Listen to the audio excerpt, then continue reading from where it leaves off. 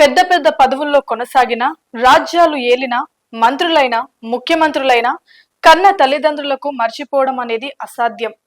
భారతదేశానికి మూడోసారి ప్రధాని అయిన మోడీ సైతం కన్నతల్లి సేవలో తరించిన సందర్భాలు ఎన్నో చూసాం. ఏమాత్రం సమయం దొరికినా నరేంద్ర మోడీ తల్లి దగ్గరికి వెళ్లి సపర్యాలు చేశారు. కానీ వైసీపీ అధినేత మాజీ ముఖ్యమంత్రి జగన్మోహన్ రెడ్డి తీరు మాత్రం ఇందుకు విరోధంగా ఉంటుంది. ఇప్పటికే సొంత చెల్లిని విభేదించి అటు రాజకీయంగా ఇటు ఫ్యామిలీ పరంగా దూరం చేసుకున్నాడు. ఇటీవల ఎన్నికల్లో ఘోర పరాజయం పాల్కావడంతో కన్నతల్లి విజయమ్మను సైతం దూరం పెట్టినట్టు వైసీపీ నేతలు చెబుతున్నారు.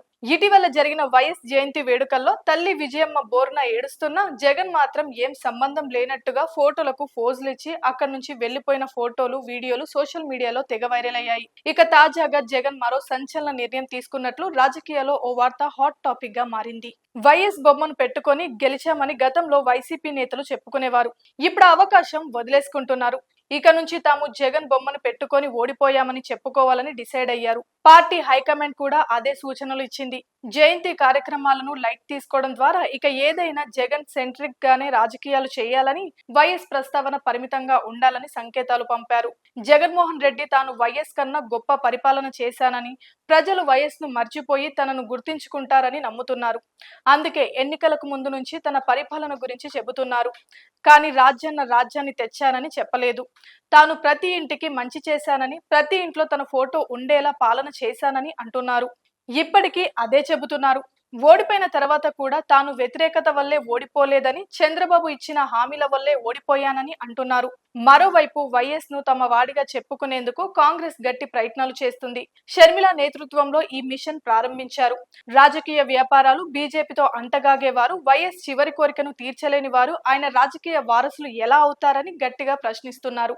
దీనికి జగన్ వద్ద సమాధానం లేదు. అందుకే ఇక నుంచి వైఎస్ ను తమ పార్టీ మూల పురుషుడిగా చెప్పుకోవడం తగ్గించి జగన్ ను మాత్రమే హైలైట్ చేస్తూ రాజకీయం చేయాలని డిసైడ్ అయ్యారు. వైసీపీ నిర్ణయంతో మరోసారి వైఎస్ కాంగ్రెస్ నేతగా మారిపోతున్నారు. కాంగ్రెస్ తప్ప మరో పార్టీలో లేని వైఎస్ ను చనిపోయిన తర్వాత గత 10 ఏళ్లుగా వైసీపీ నేతగా మార్చేశారు. ఇప్పుడు మళ్ళీ కాంగ్రెస్ నేతగా మారిపోతున్నారు.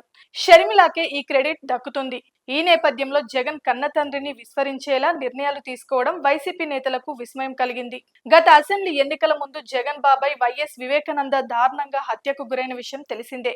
అయితే తండ్రి హత్య కేసులో నిందితులు ఎవరో తేలేందుకు సునీత అలుపెరగని పోరాటం చేశారు. కేసు విచారణకు సొంత అన్న అయిన సీఎం జగన్ సహకరించకపోవడంతో ఒంటరి పోరు మొదలుపెట్టారు. విచారణకు ముందు వెళ్లకుండా జగన్ అడుగడుగునా అడ్డుకుంటున్నారని ఆమె ఆరోపణలు చేసిన విషయం తెలిసిందే.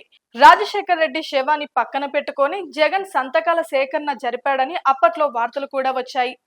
తండ్రి మరణించినప్పుడు ఎవరైనా అంత్యక్రియలు, పెద్ద కర్మ ముగిసిన తర్వాత పెద్దలను పిలిపించి ఆస్తి లెక్కలు తేల్చుకుంటారని, వైఎస్ జగన్ నాయన శవాన్ని పక్కన పెట్టుకొని ముఖ్యమంత్రి పదవి కోసం సంతకాల సేకరణ జరిపించాడని ఏపీ నేతలతో పాటు తెలంగాణ నాయకులు పలు సందర్భాల్లో ఆరోపించిన విషయం తెలిసిందే.